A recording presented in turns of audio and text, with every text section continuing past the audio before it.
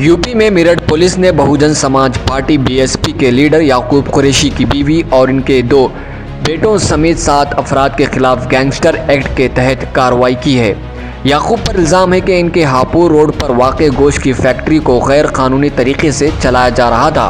Police ने 31 मार्च को छापेमारी करके फैक्ट्री के अंदर से 5 करोड़ रुपए और 2000 किलो गोश्त बरामद किया था।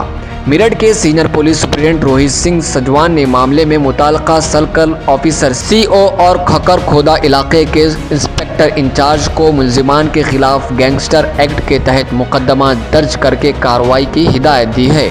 रिपोर्ट के मुताबिक इस मामले में बीएसपी लीडर याकूब कुरैशी, इनकी बीवी संजीदा, इमरान कुरैशी, फेरोज कुरैशी, मोहित त्यागी, फैजाब और मुजीब पर गैर कानूनी सरगर्मियों में शामिल होने का इल्ज़ाम है। इस मामले में 17 लोगों के खिलाफ मामला दर्ज किया गया है। पुलिस का कहना है कि फैक्ट्री का लाइसेंस खत्म होने के बावजूद इसे चलाया जा रहा था।